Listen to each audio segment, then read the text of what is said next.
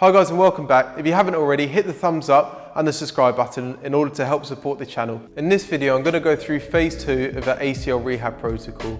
And we're going to take a goal-based approach. And the beauty of this is that you can take your time to meet each one of the goals. And it means that no stone is left unturned and you're just going to build a really nice strong knee around your new ACL graft.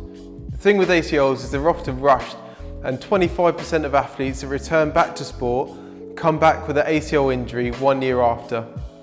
So you really want to take your time, make sure that you meet each one of the goals and that when you go back, you're strong and you're ready to return. So the main goals of this phase is working on your range of movement, so making sure you've got full extension and working a bit more on your knee bend or your knee flexion. We want to work on alignment, so making sure that the ankle, the knee, the hip and the trunk are able to support you and in good alignment. And lastly, making sure that you've got really good strength of the knee. So you want an 85% similarity between either side. If you've got any queries or questions, or there's something that doesn't quite make sense, give us a comment in the section down below and I'll be more than happy to help out. So the first test that we're going to do is passive knee extension. So essentially you want to lie facing down, you want to allow the leg to fully straighten just like so. And you want to see, as I'm doing here, that the heels are equal to one another to ensure that the legs are straight. Next, you want to add a weight to a bag, zip it up and attach it to the heel. And in this position, it's just going to facilitate gravity and ensure that you get full extension just a little bit quicker. And it's a good way of doing it yourself without having any assistance.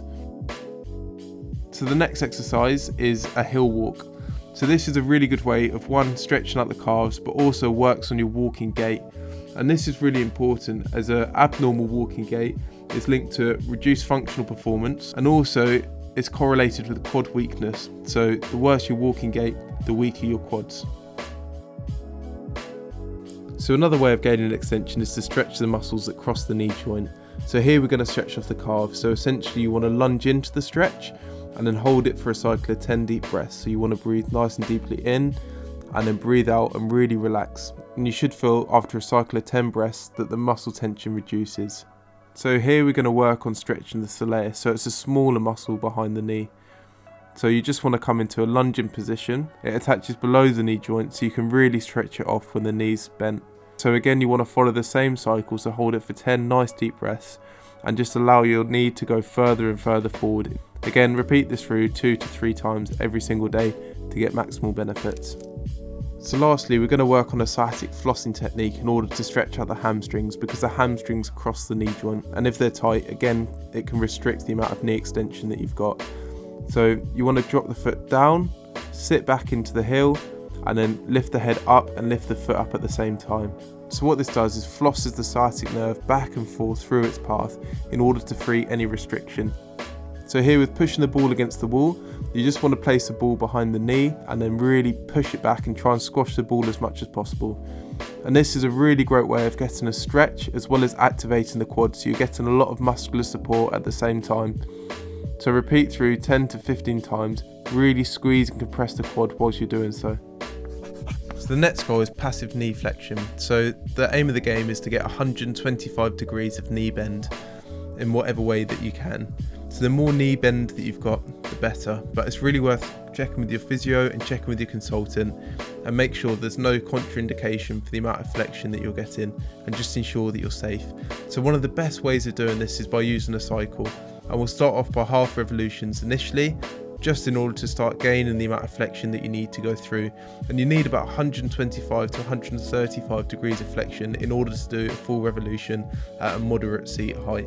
But cycling is excellent. A study by Kutzner in 2012 found that cycling put considerably less force on the main knee joint when compared to walking. Additionally, low-level cycling helps to build chondroblasts, and their sole purpose is to help build the articular structure within the knee. So essentially, the more cycling that you do at a low level, the more padding and more support that you've got to help the knee joint. So next up, you want to pop the foot on the chair and then just start to sink into the knee, and do so really slowly. I'm doing this unsupported, but you want to have a bit of support at the front or something that you can hold on to just to make sure that you don't wobble and fall over.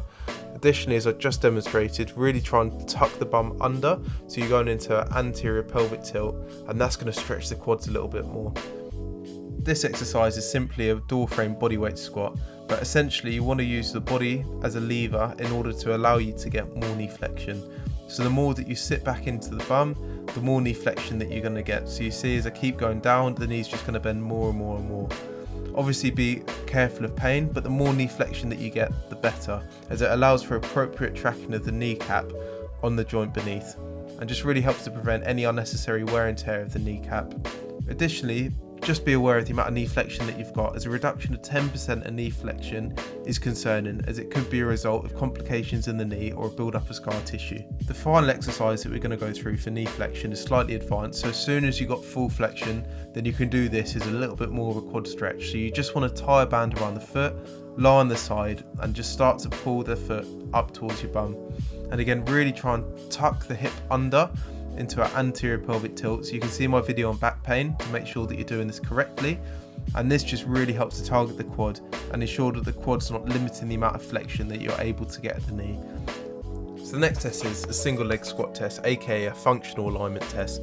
And what you want to do here is just come down into a single leg squat, and although there's a whole load to look for, essentially we're just going to look at knee valgus, so making sure that the knee's not rolling in as you go through the squat, and secondly just making sure that the trunks and the hip are really nice and straight as you move down towards the bottom of the movement, and making sure that it's not rocking to the side. So this is an example of a good single leg squat, although in order to make it more objective, you want to cross the arms as you're going down through the movement. This is what we don't want, so where the hip drops down to the side, and it's usually either a result of poor balance or glute med weakness. So here is a classic example of knee valgus, so where the knee starts to bend in and the line's not nice and straight. And you really want to iron this out, as if the knee's doing this when you're in a static position, then it's going to get a lot worse when it's dynamic, and additionally it puts you at a higher risk of re-injuring your ACL when you return to sport. So in order to target your balance and your strength, we're just going to do a single leg step up.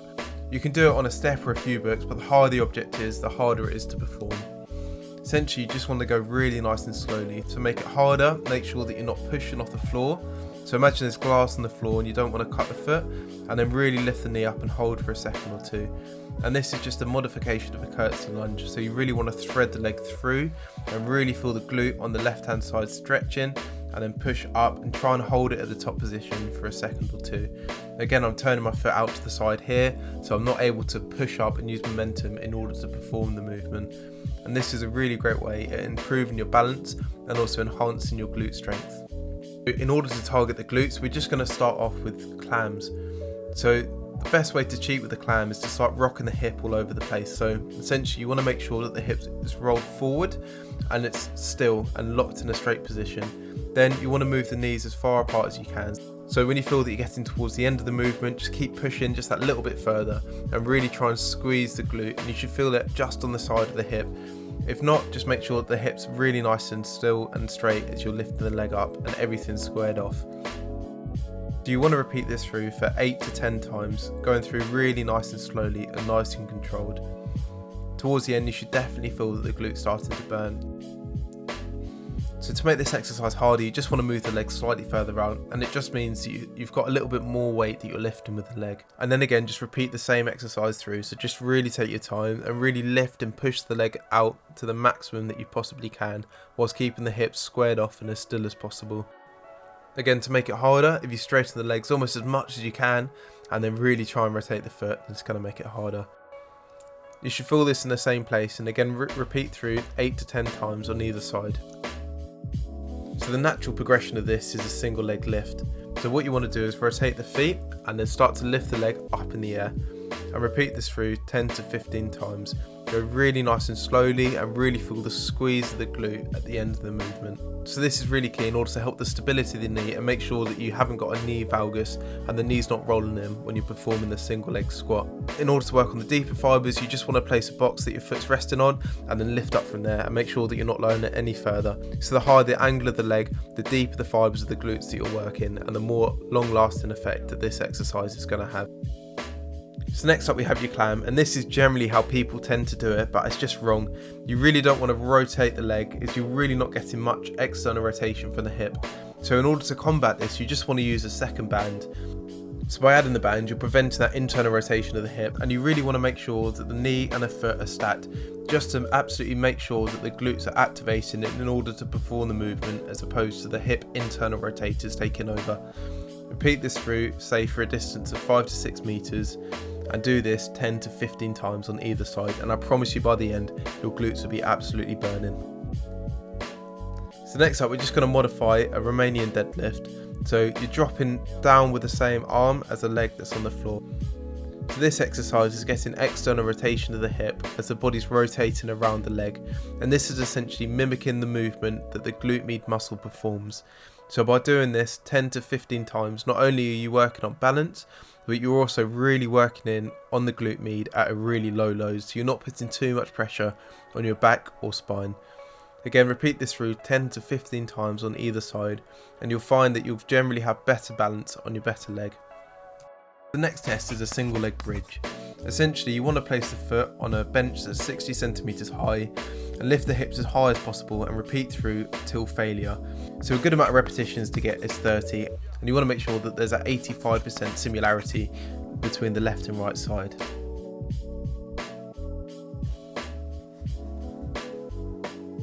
We're just going to start off really basically with a prone knee curl. So lying face down, you just want to start to lift the leg up just like so, and really focus on the hamstring and the contraction of the hamstring in order to lift the leg. So we're just going to load it up using a 2 kilogram ankle weight.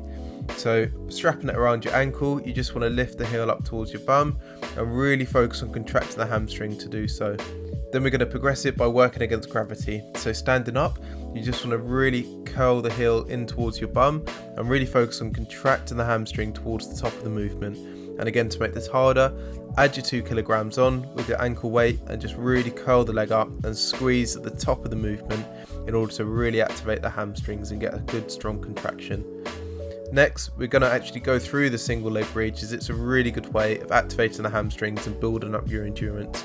Again, a real key of this movement is trying to extend and elevate the hips as high as possible. So when the hips are at the end of the movement, you should really feel the glutes, your bum muscles working, and also your hamstrings. But it's an excellent way to start to target it.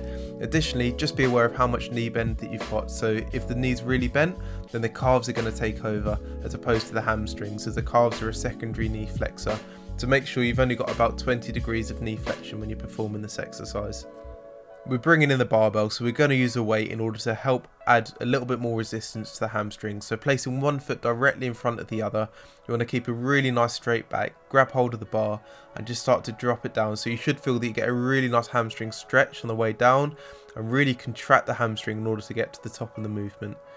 Next, to progress, we're just going to use a kettlebell and do a single leg Romanian deadlift. Place the kettlebell on the opposite hand to the leg that you're loading and keep a really nice straight back and straight leg, and get someone to record you whilst you're doing it to ensure that you've got really good form and you're keeping as nice and as straight as possible. So you almost want to look like a T at the bottom of the movement as opposed to being bent and looking like a U.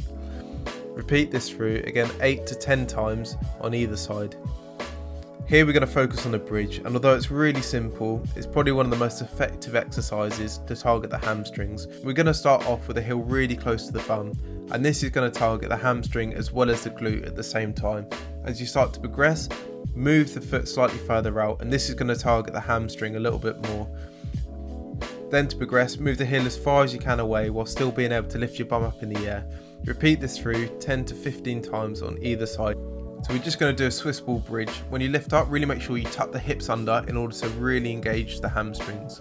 And you just want to hold this for as long as you can. So we're really working until failure with this exercise. And it really starts to kill and burn the hamstrings and really gets the glutes as well. So make sure that you're tucking under as much as you can and lift up as high as you can at the same time. And really focus on contracting the hamstrings as much as possible to the duration of this exercise. Thanks for watching the video. I hope it all made sense. If you've got any queries or questions, leave us a comment in the section down below and I'll be more than happy to help out. Also, if you haven't already, give us a like and subscribe to help show us some support. So what you're going to do next, I've got phase 1 of the Acl Rehab here, if you haven't already seen it, and just make sure that you've already met those markers before attempting these. I've also got phase 3 of the rehab program here. So if you click on it now, add it to your watch later, then as soon as you meet all the goals in this phase, you've then got it there loaded, ready to go for when you're ready to transition over. Thanks again for tuning in, and I'll catch you in the next video.